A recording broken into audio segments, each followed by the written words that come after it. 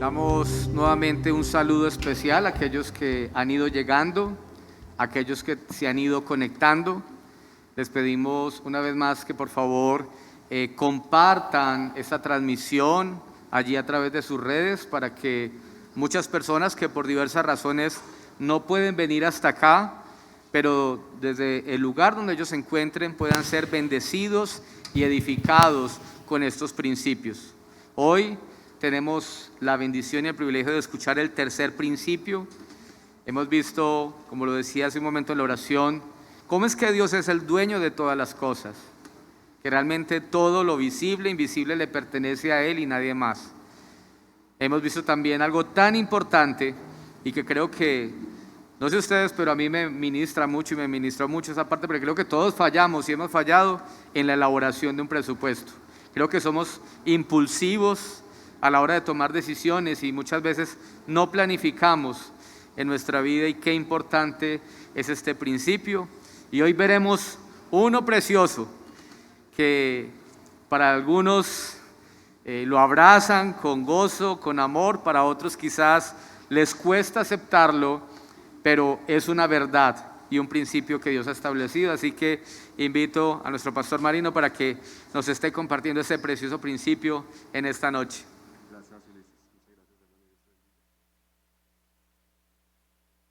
¿Cómo se encuentran? ¿Están bien? Bueno, me alegro mucho que estén bien. Yo también estoy muy bien, gracias a Dios. Un poquito asustado.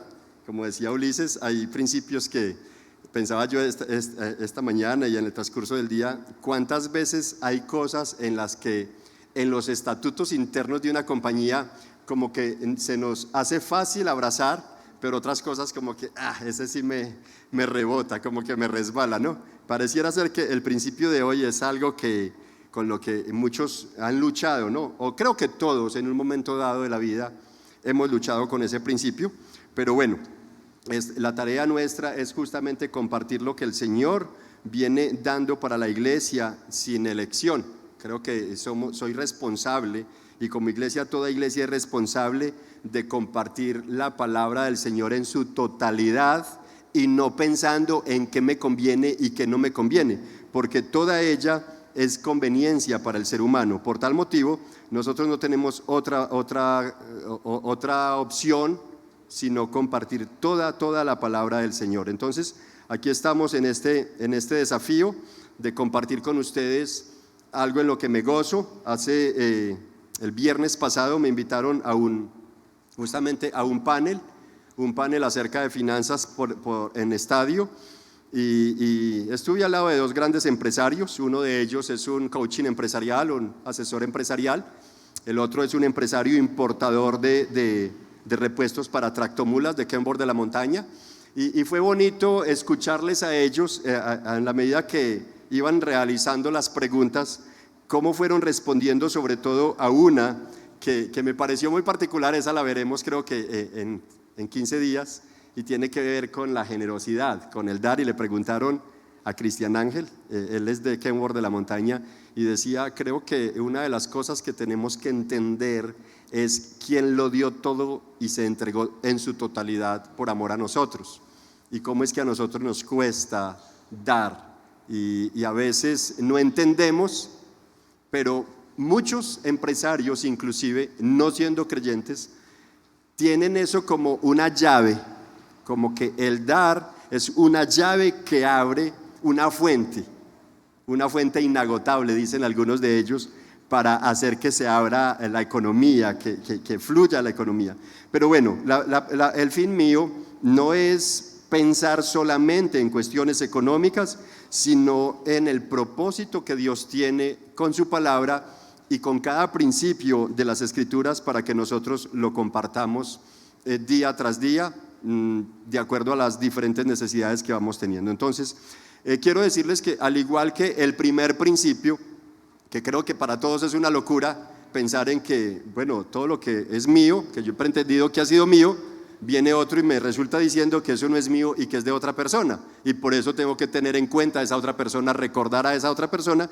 Y lo veíamos en Deuteronomio 8:18, como Dios a través de Moisés dice: no olvides, o más bien recuerda al Señor tu Dios, quien es el que te da el poder para adquirir la riqueza que ahora posees o la riqueza que vas a tener. Entonces es interesante cómo hay principios que vienen a uno y le causan como un shock, ¿no?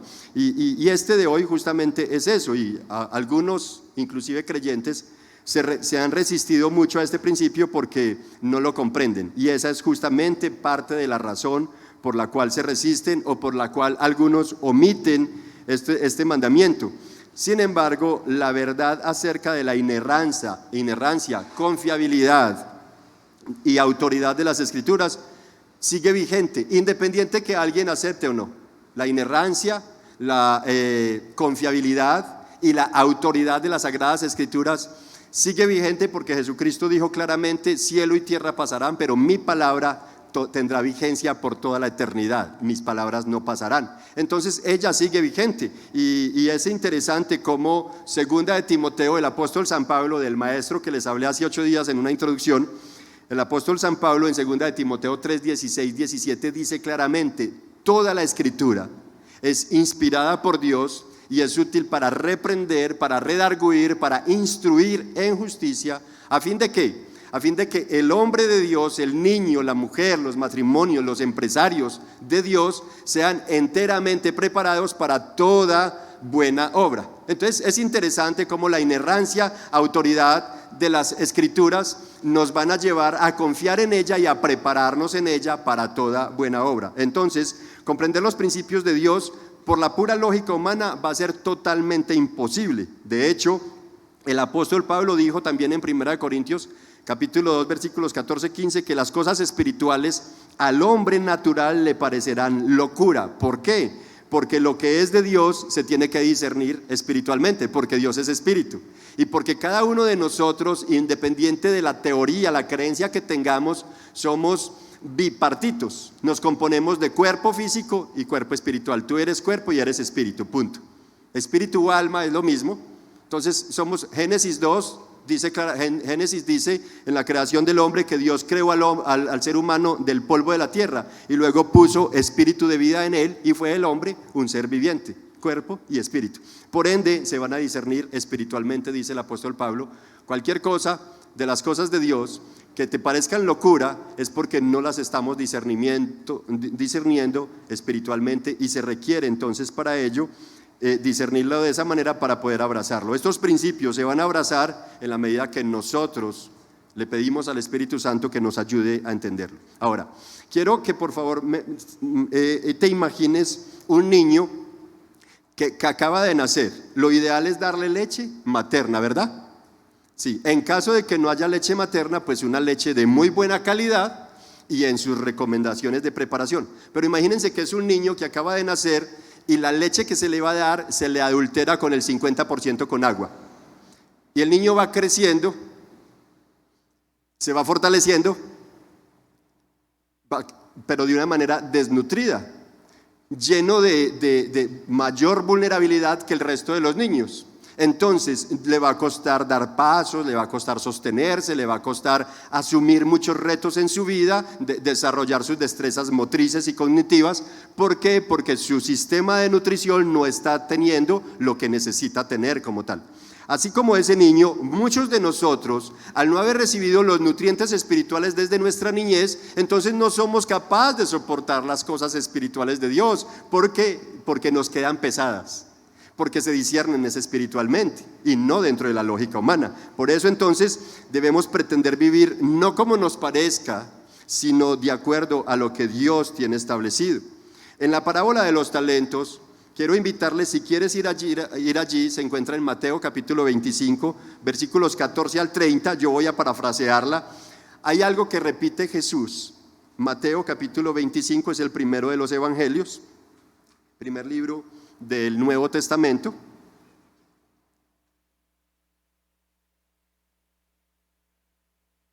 Sí. Mateo 25, versículos 14 al 30. Dice Jesús, hay una frase que se repite en los versículos 21 y 23, y es: bien, siervo bueno y fiel, en lo poco fuiste fiel, sobre lo mucho te pondré, entra en el gozo de tu Señor.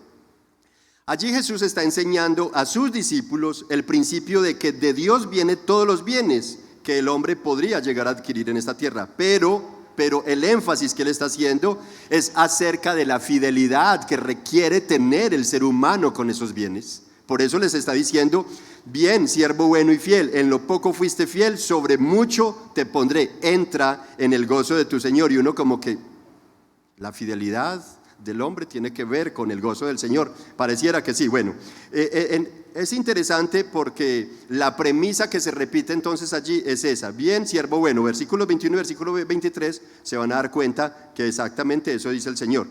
Le dice el Señor a sus discípulos. Y es completamente contrario con el último siervo. Allí en esa parábola se encuentran 3 siervos. Uno que se le entregan 5,000 monedas de oro o 5 talentos. A otro 2,000 monedas de oro y al otro 1,000. Los 2 primeros esforzadamente entendieron que el amo que les había entregado todos sus bienes, ellos lo había hecho de manera generosa y de manera fiel, así ellos fueran infieles. Sin embargo, los 2 primeros salieron esforzadamente. Yo no sé qué haría usted si su amo le entrega esa cantidad. Solamente hice la operación de los 1,000 talentos, de las 1,000 monedas de oro o talento, haciendo la conversión de ese tipo de moneda a la moneda de nosotros hoy, y eso suma un poquito más de 20,000 millones de pesos colombianos. Eso le entregó el amo al siervo que le dio uno solo, o 1,000 monedas. Al que le dio 2, entonces le entregó el doble, y al que le entregó 5, le entregó 5 veces más de esto. Pero a los 2 primeros siervos, cuando el amo regresa, les dice: bien, siervo bueno y fiel, en lo poco fuiste fiel, en lo mucho te pondré. Pero al último le dijo: siervo malo y negligente, tenías un conocimiento de mí, sabías que soy un amo duro, que cosecho donde no sembré y recojo donde no esparcí. Es decir, tenías un conocimiento teológico, sabías algo de Dios, sin embargo no tuviste temor, sin embargo no te esforzaste en ser fiel. Y manda a decir el amo: quítenle a este siervo malo todo lo que tiene y désenlo al que más tiene, y a este siervo malo y negligente échenlo al lugar de lloro y crujir de diente, allí será el tormento para él. Wow, y uno se queda como que, ¿y esto qué? ¿Qué contiene esto? Ahora, eso por una parte, hablando de fidelidad. El énfasis de Jesús en esta parábola es la fidelidad, cómo el hombre necesita ser fiel en la administración de los recursos. Más adelante nos encontramos con el médico e historiador San Lucas, el evangelista San Lucas. Para quienes no sabían, él fue profesional en medicina y fue profesional como historiador también. Lucas capítulo 16, versículos 10 al 12, Jesús otra vez con sus discípulos les está diciendo: el que se porta honradamente en lo poco, también se porta honradamente en lo mucho, y el que no tiene honradez en lo poco, tampoco la tiene en lo mucho. De manera que si con las falsas riquezas de este mundo ustedes no se portan honradamente, ¿quién les confiará las verdaderas riquezas? Y si no se portan honradamente con lo ajeno, ¿quién les dará lo que a ustedes les pertenece? Si se dan cuenta, en ambos pasajes el énfasis, lo que Jesús quiere resaltar es la honradez, la fidelidad, la honestidad en la administración de los recursos que nosotros tenemos. Todo lo que nosotros tenemos, aún la ropita que llevamos puesta. Y hablaba con un hermano el sábado pasado, ¿verdad? Ni siquiera nuestro propio cuerpo nos pertenece. Es templo del Espíritu Santo, donde Dios puso a morar su Espíritu, y el día que Él quiera retirar ese Espíritu de nosotros, simplemente fallecemos y ya. Y hasta ahí fue útil este cuerpo para nosotros. Entonces, hasta el cuerpo que llevamos es prestado, no es de nosotros, y aún de la administración de ese cuerpo se nos pedirá cuentas. Entonces, aquí vemos a Jesús haciendo un énfasis en cuanto a la manera en que el hombre debe administrar los recursos que le han sido entregados, y debe ser de una manera fiel, como cualquiera de nosotros. Si llevamos una empleada a casa, queremos que su comportamiento sea honrado, honesto, transparente y fiel, no que se esté llevando las cositas, no que esté vendiendo lo que no le pertenece. Entonces, asimismo es que Dios pretende que nosotros administremos lo que a Él le pertenece. Entonces, ambos pasajes tienen relación con finanzas, tienen relación con administración de recursos, tienen relación con la honradez y la fidelidad, pero tienen relación con la fidelidad en cuanto a la obra del Señor en esta tierra. Eso es lo importante. ¿Por qué Jesús viene y les dice: a cada uno, y luego a los siervos de la parábola de los talentos les está diciendo, a cada uno les entregó, y hubo uno que no produjo para la obra del Señor, otros para la obra de ese amo. Ese amo en esa parábola representa a Dios. Y los dos primeros produjeron y fueron fieles para la obra del Señor. El último no, y al último fue el que se le mandó a tirar en el lugar de tormento. No quiero con esto sembrar terror ni pánico, no es mi propósito ni es mi estilo, por favor, no me malinterpreten. Pero estos textos son textos que apuntan a temas netamente espirituales. Son las finanzas espirituales, es el sexo espiritual, es la relación de pareja y el matrimonio espiritual. Todos los temas del ser humano son espirituales porque nosotros fuimos creados por el Padre de los Espíritus y fuimos hechos en un cuerpo físico con un cuerpo espiritual. Entonces todos los temas relacionados con el ser humano son temas totalmente espirituales. Por eso el apóstol Pablo dice que lo que el hombre natural no lo discierne espiritualmente, para él van a ser totalmente locura. Entonces lo que Jesús viene mostrando aquí es, en cuanto al manejo de las finanzas, viene mostrando que es algo que tiene que ver con Dios, que está conectado con Dios, y es interesante que tiene que ver con tu vida y con la mía, así no nos parezca. Dicho lo anterior, llegamos al tercer principio, tanto preámbulo para decir esto. Levítico 27, capítulo 27, versículo 30, si alguien quiere leerlo, está en el Génesis, Éxodo, Levítico, tercer libro de la Biblia. Génesis, Éxodo, Levítico, Números y Deuteronomio. Entonces estamos hablando del tercer libro de la Biblia, el libro de la ley, y encontramos allí, en el capítulo 27, versículo 30, de la siguiente manera: el diezmo de todo producto del campo, ya sea grano de los sembrados o fruto de los árboles, pertenece, ¿a quién dice? Al Señor, no nos pertenece a nosotros. Dice, pues le está consagrado. Si alguien desea rescatar algo de ese diezmo, deberá añadir a su valor una quinta parte. En cuanto al diezmo del ganado, mayor y menor, 1 de cada 10 animales contados será consagrado al Señor. Y allí tienen, para si más adelante quieren leerlo, en cualquier Biblia, busquen cualquier Biblia, cualquier versión de Biblia, y van a encontrar que al principio seguirá siendo el mismo, aunque cambie un poquito la terminología, el principio va a ser siempre el mismo. Entonces, el tercer principio es diezmar. Quiero contarles sobre Robert Kiyosaki. Recuerda que les he mencionado a Robert Kiyosaki como una persona, gran empresario, creador de fortunas, y enseña a todos sus lectores a cómo crear fortunas. Este hombre no es creyente, sin embargo es el autor de libros como Padre Rico, Padre Pobre, como Cash Flow, Flujo de Dinero. Sin embargo, es un hombre que él dice en uno de sus libros que el 10% de todos los ingresos no son pertenencia de él, y que en caso de que él hiciera uso de ellos, se estaría robando a sus propias finanzas. Por tal motivo, él sugiere a sus lectores que ese 10% no se toque para nada, porque el día que usted lo toque, usted se está autorrobando, porque estás tocando algo que no es tuyo, que tienes que invertirlo en otras cosas, y al hacerlo, usted está afectando negativamente su economía. Es lo que dice él. Recuerden, no es una persona creyente.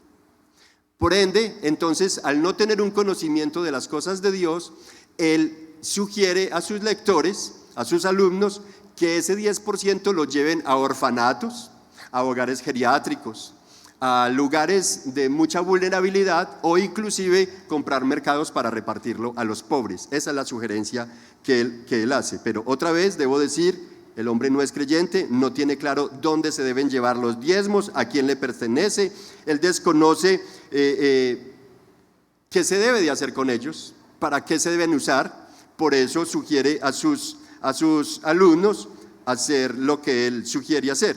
Pero la palabra del Señor sí es muy clara con esto. Entonces ya vimos en Levítico 27:30 el mandato, y de Levítico a Malaquías. Malaquías es el último libro del Antiguo Testamento.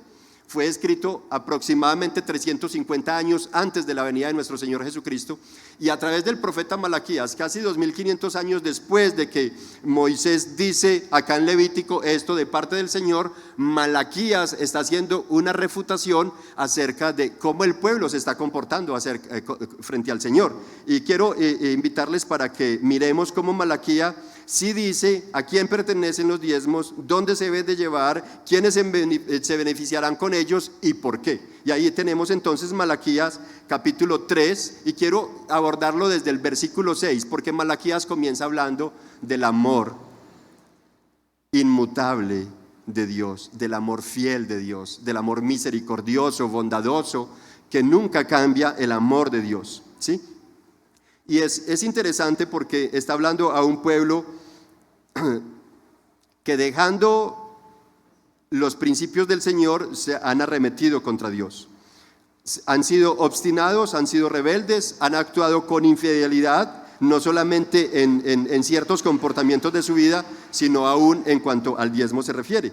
Y lo que dice allí el texto es que ustedes, pueblo todo de Jacob, deberían ser exterminados, deberían haber sido ya exterminados. Sin embargo, Dios ha seguido teniendo misericordia y gracia, pero Él exhorta a que esas prácticas de incredulidad y falta de fe deban corregirse, llevando los diezmos del Señor al lugar que Él mismo estableció para el uso que Él determinó. Malaquías 3, 6 al 10 dice: yo, el Señor, no cambio. Lo primero que dice es: Dios es inmutable. Está hablando de la inmutabilidad de Dios, está hablando del amor de Dios. Dice: yo, el Señor, no cambio. Por eso ustedes, descendientes de Jacob, no han sido exterminados.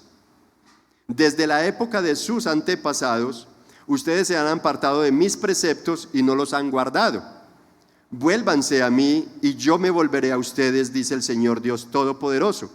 Pero ustedes replican: ¿en qué sentido tenemos que volvernos? Bueno, cuando la palabra del Señor habla de arrepentirnos o de volvernos, es como quienes conducen aquí o saben de señales viales, conocen lo que es la U, ¿cierto? Que es: yo voy en sentido norte y me toca hacer la U y devolverme en sentido sur.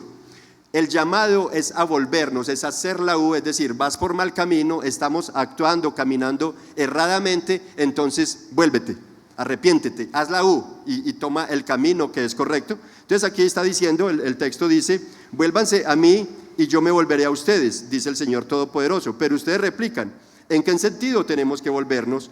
¿Acaso roba el hombre a Dios? Le refuta el pueblo a Dios. Y Dios les contesta a través del profeta: ustedes me han robado y todavía preguntan: ¿en qué te hemos robado?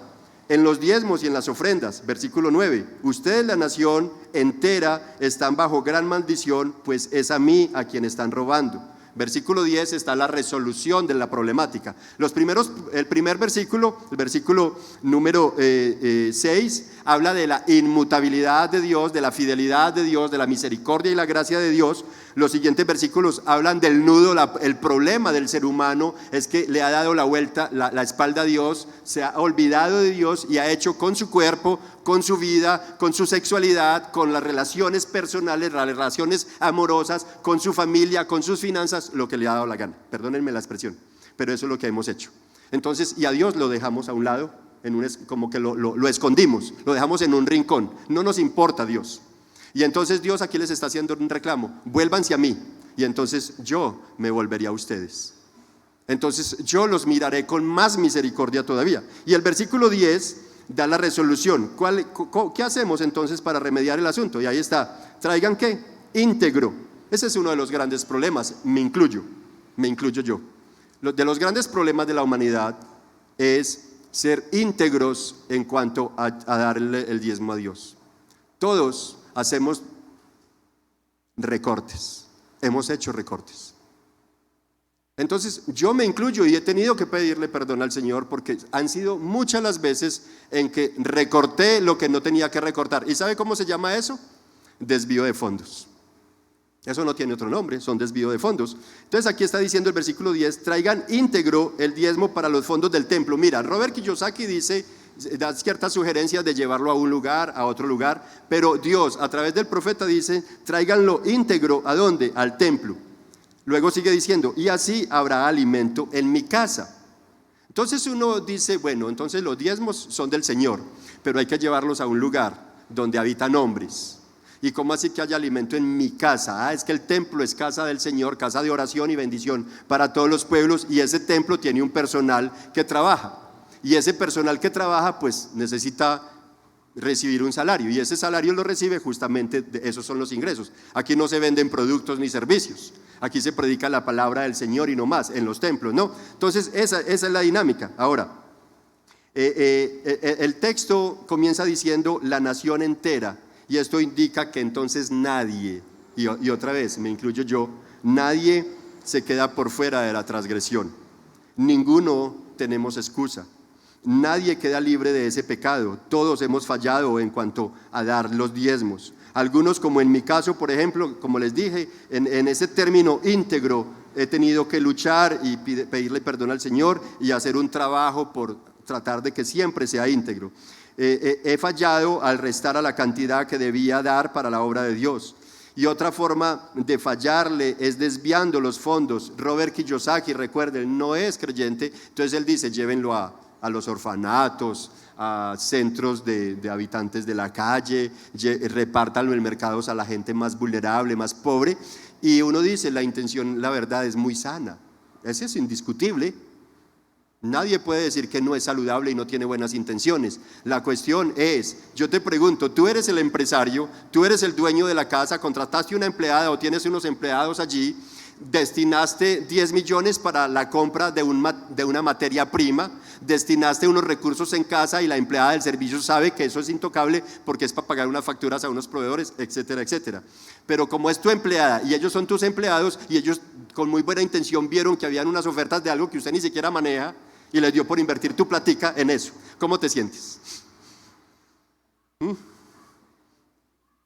Eso hacemos nosotros con lo que no nos pertenece. Queremos administrarlo de la manera que nosotros queremos y desviamos los fondos porque tenemos buenas intenciones, ¿sí? Vale decir que muchos hoy en día se resisten a este principio y tienen todas las excusas habidas y por haber, muchas de ellas correctas.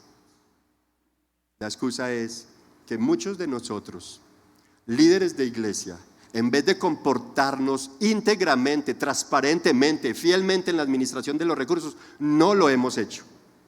Y por eso al pueblo le cuesta, el pueblo ha dudado, el pueblo sospecha, el pueblo tiene indignación con total razón.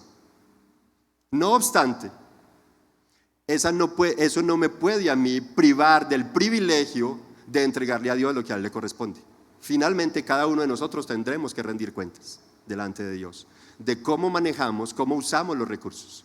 Él está pidiéndole cuentas. ¿Vieron los textos que leímos en Mateo y en Lucas? Está hablando de la fidelidad en cuanto al manejo de los recursos. Si lo dijo a los discípulos quienes estaban siendo preparados para ser sus santos apóstoles, ¿qué no nos dirá a nosotros hoy también? ¿Y aplica eso para toda la iglesia? Claro que sí. ¿Para todo ser humano? Claro que sí. Porque todo ser humano es creado por Dios. Porque todo lo que tiene el ser humano le pertenece a Dios. Por ende, esto aplica para todos. Entonces, supongamos por otro lado que cada mes tú estás entregando el dinero a un hijo o a un empleado para que se haga cargo de cubrir los rubros de tu casa. Arriendo, están pagando arriendo, pero aparte de eso, como ya separaste un proyecto de vivienda, entonces mandan la cuota para pagar en el banco la cuota del apartamento que compraste sobre planos. Manda la plata, y esto se da mucho en el caso de las personas que viven en el exterior y mandan a la familia para que cubran todos los gastos de mes, ¿cierto? Entonces estás mandando para que cubran todos los gastos, servicio, arriendo, la cuota en el banco para el apartamento, la cuota del carro del hijo, la cuota de la universidad, los servicios públicos, un buen mercado, etcétera, etcétera. Y de pronto te llegan noticias de un vecino, un amigo muy cercano que fue al país donde te encuentras y te cuenta que en tu casa, donde tú estás mandando para que haya provisión buena, están endeudados, están que le hipotecan, van a perder el apartamento que compró sobre planos, están que le cortan los servicios y están fiando mercado en la tienda de la esquina porque no hay con qué. ¿Qué pasó? Que ese hijo o ese empleado está destinando el dinero para una causa justa, para una causa sin ánimo de lucro, para ayudar a un centro día, por ejemplo, donde allí por la minorista hay un centro día, donde hay habitantes de la calle. Él está destinando los recursos que usted está mandando para que lo lleven para allá. La causa es buena, ¿verdad? La intención es buena. Hay un gesto de nobleza, de amor por el prójimo. ¿Pero crees que es lo correcto? ¿Verdad que no? Así mismo estamos haciendo nosotros con lo que no nos pertenece.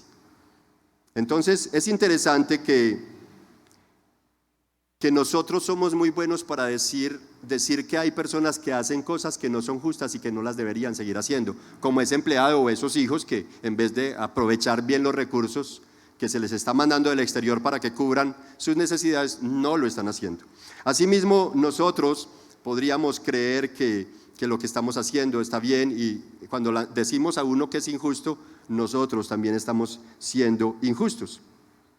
La razón es que ellos estaban desviando los dineros con toda la buena intención. Así Robert Kiyosaki, con toda la buena intención que tenía, envía a sus alumnos a llevar los diezmos a otros lugares donde no debe ser. Como ellos, también nosotros hemos fallado, y Dios dice que debiéramos haber sido exterminados. Recuerden, el texto de Malaquías capítulo 3, versículo 6, comienza diciendo, por cuanto Dios no cambia, por cuanto el amor de Dios es inmutable. Él está hablando del amor de Dios. Ustedes, todo pueblo de Israel, todo el pueblo de Jacob, no han sido exterminados, porque el pecado, según Levítico, direccionaba al hombre a que fuera exterminado vía diferentes medios. En el caso de Jesús, fue exterminado en una cruz porque supuestamente fue el delincuente más temeroso de la época, un revolucionario que violentó las leyes religiosas del momento. Y dentro de diferentes contextos, entonces, habían diferentes mecanismos, valga la redundancia, diferentes mecanismos para exterminar a alguien. Había un momento donde era apedrear, por ejemplo, cuando le llevaron la mujer adúltera a Jesús y él estaba escribiendo allí. En ese momento era una manera de exterminarla a piedra, a pedrada. Todo el pueblo podría volcarse sobre ella con piedra. Aquí entonces el profeta está diciendo claramente que el amor de Dios ha impedido que nosotros seamos exterminados, así como Jesús impidió que aquella mujer adúltera fuera exterminada a pedradas por todo el pueblo.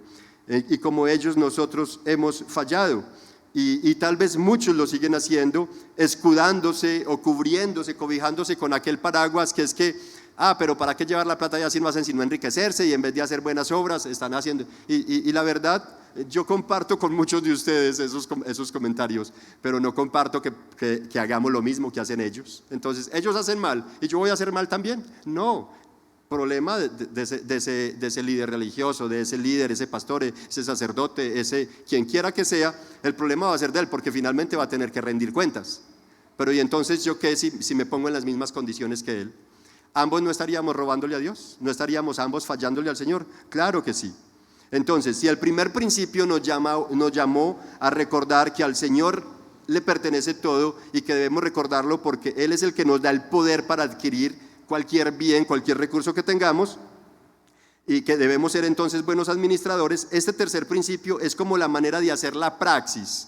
Es como que vamos a mostrar que aquello teórico que recibimos, sí se puede hacer realidad.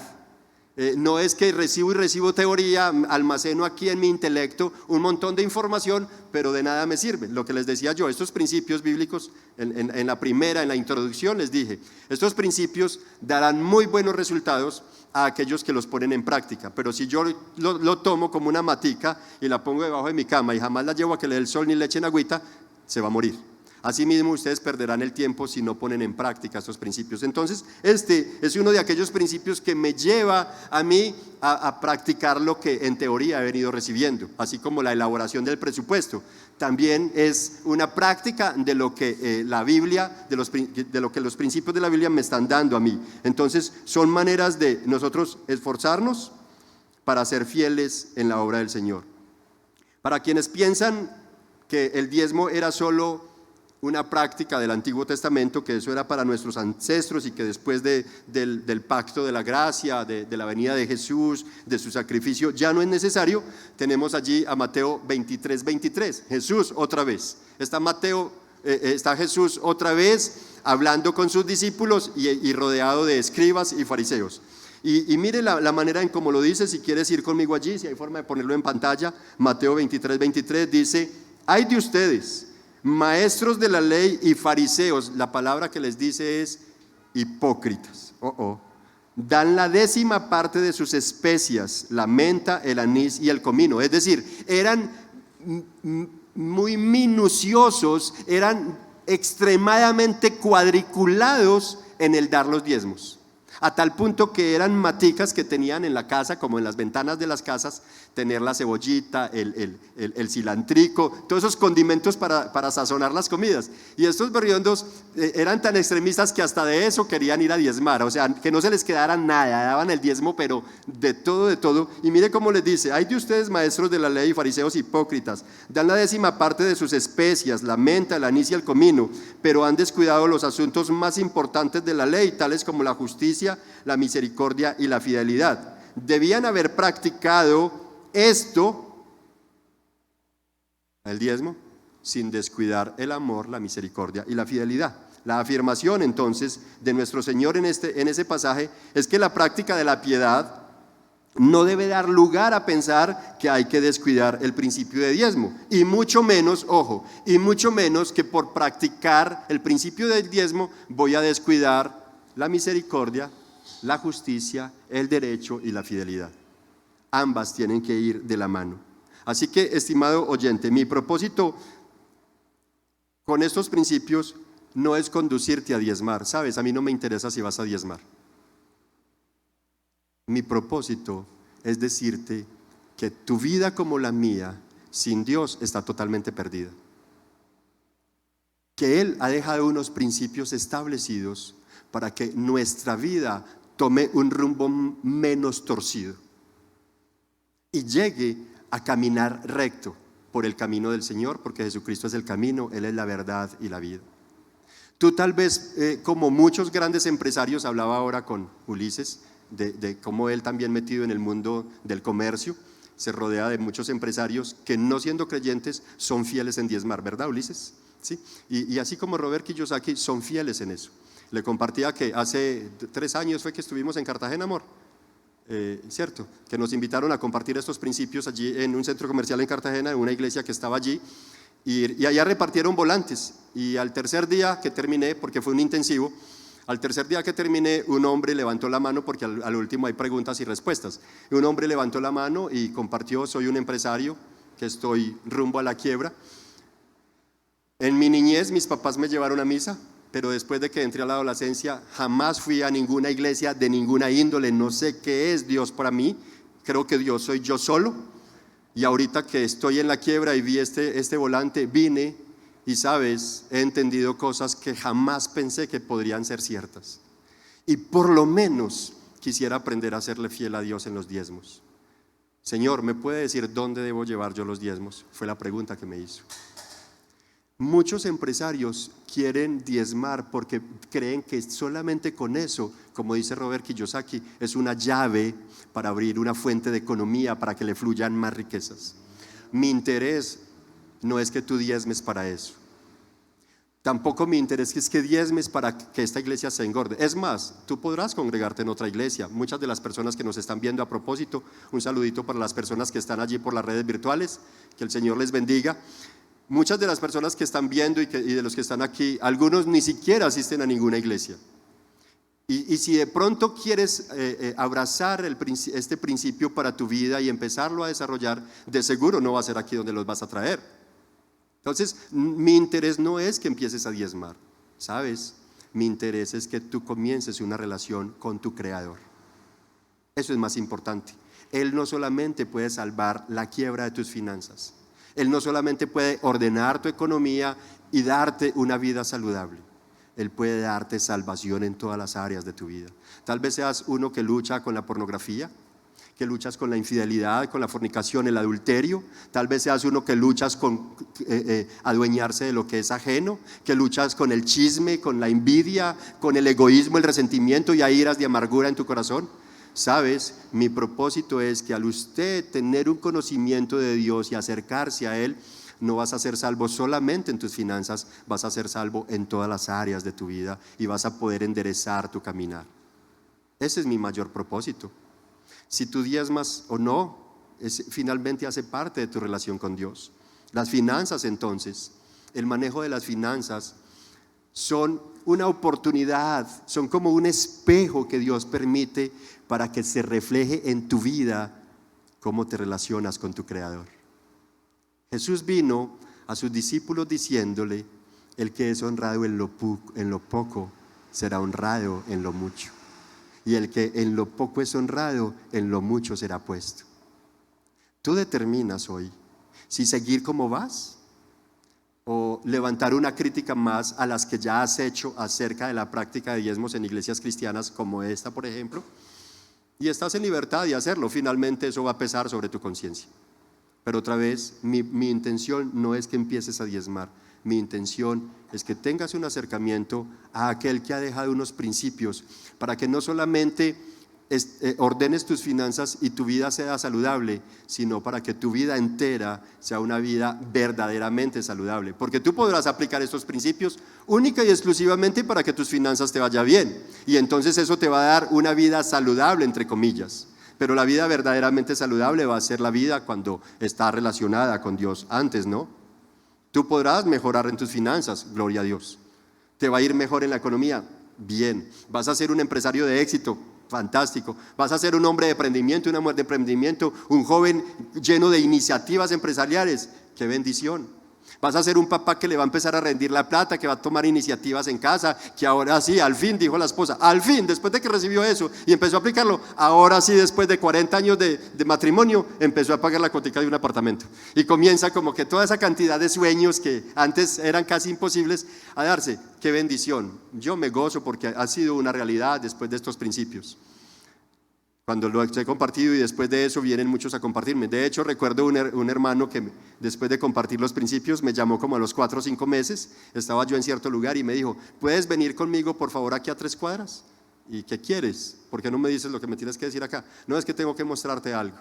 Cuando fuimos me mostró un carro nuevo que había comprado y me dijo: esto es resultado de poner en práctica los principios que usted me enseñó.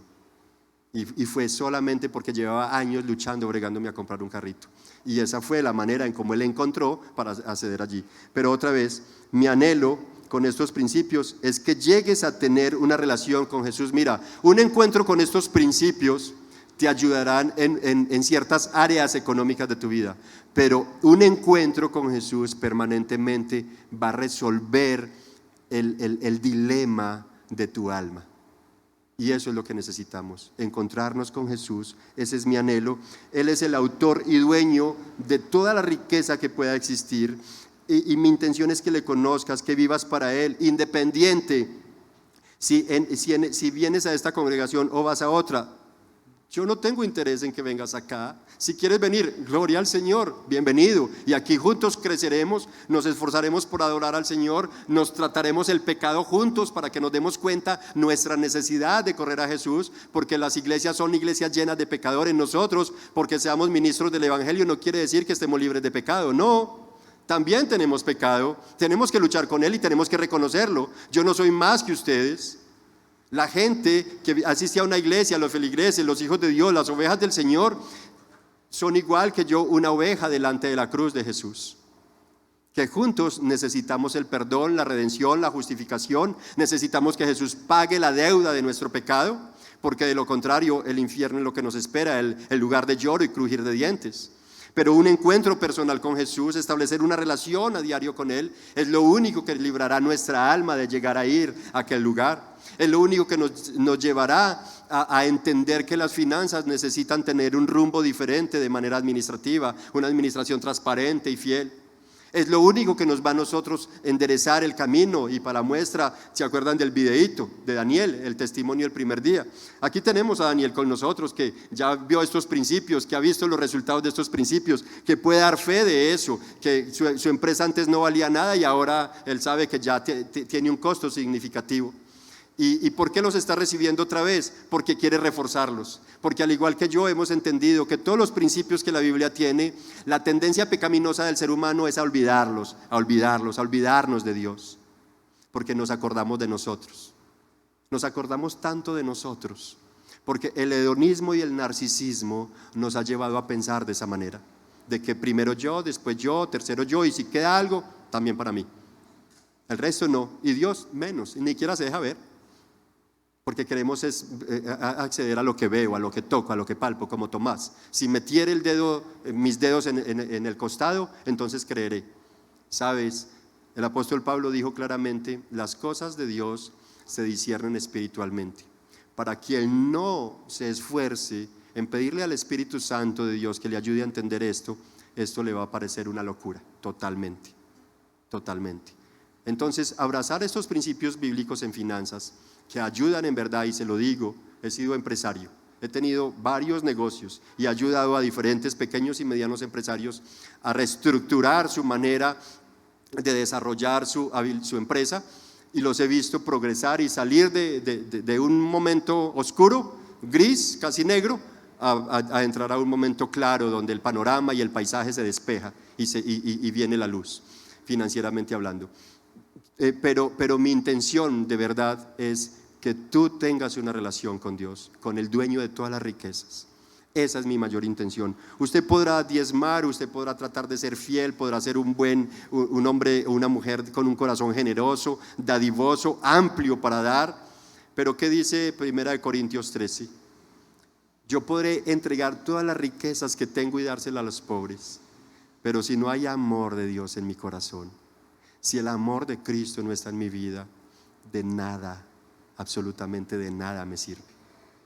Con esto quiero animar a todos aquellos que se han resistido a creerle a Dios, de que siempre hay un momento para hacer un par en el camino y hacer la U. Íbamos en dirección opuesta, hagamos la U y volvámonos al Señor, y Él se volverá a nosotros. Creamos en los principios que Dios ha establecido para nuestra vida, porque Él los dejó para nosotros. El hecho, usted se preguntará, pero si es Dios que necesita que yo le lleve.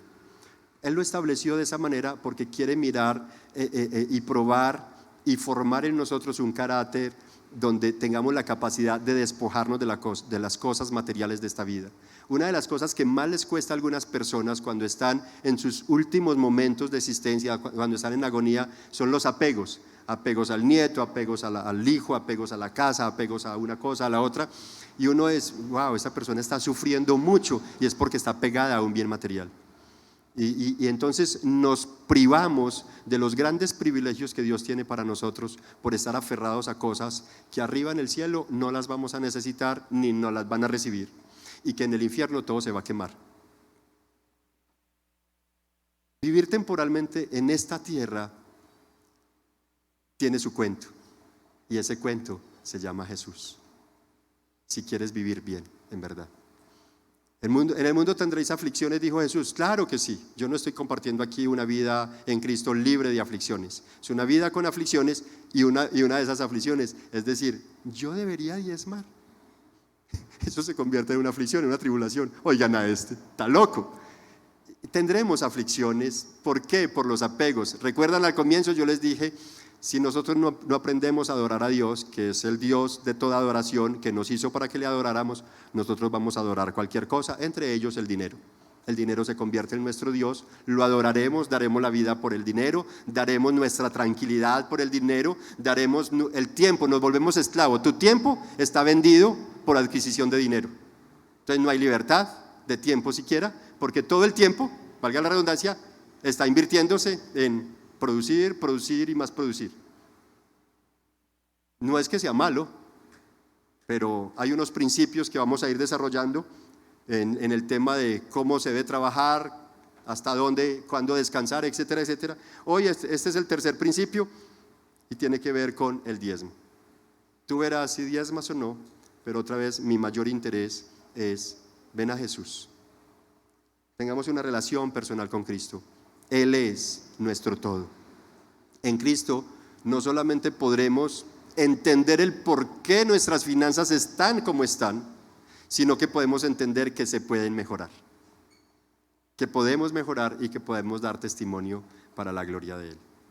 Así que un pequeño repaso de los tres principios que llevamos hasta hoy. Recordar que Dios es el dueño de todo y que debemos recordarlo a Él, porque Él es el que nos da el poder para adquirir ciertas riquezas. Tú estás en este momento sentado o sentada con todos los 5 sentidos bien puestos y puedes pararte de la silla y maniobrar por ti solo. ¿Crees que una persona que sufrió un accidente y quedó cuadraplégica podría hacer lo que tú puedes hacer? Tal vez no, tal vez sí.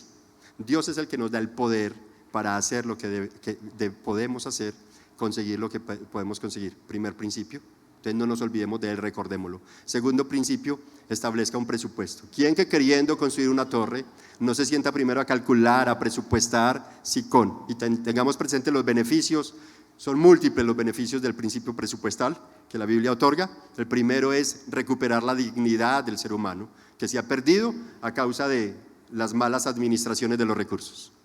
Lo segundo es que quede bien, que ande con la frente en alto, que por donde quiera que ande los hijos de Dios no tengan de qué avergonzarse. Wow, uno ve esas bondades de los principios bíblicos. Tercer beneficio del presupuesto es desarrollar un carácter humilde.